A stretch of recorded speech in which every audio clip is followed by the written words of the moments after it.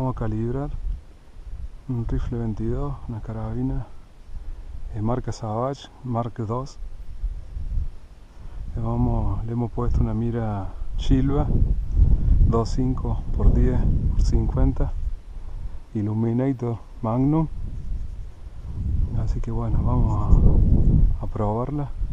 Voy a usar una bala MagTech 40 grain subsónica, una punta hueca.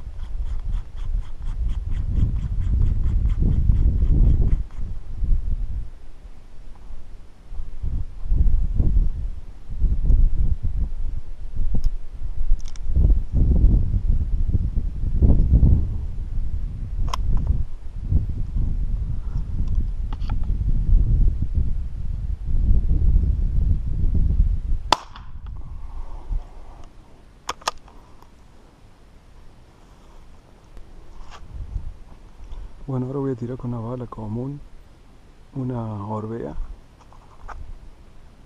Esa es la bala.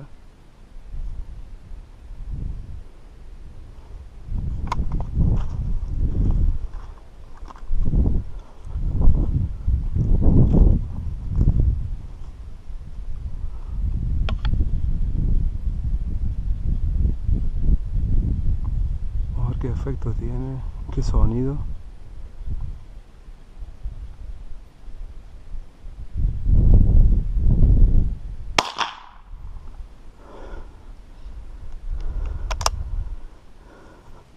Muchos ruidos hace y bueno, pega igual.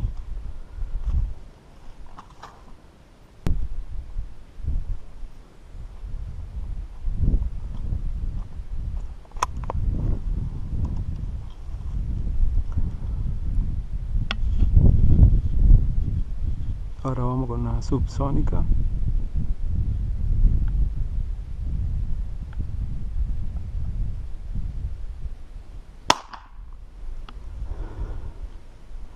Y el sonido es menor.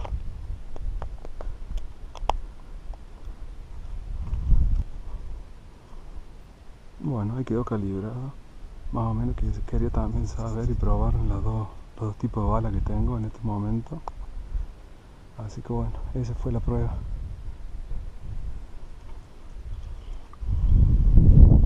Hermoso rifle.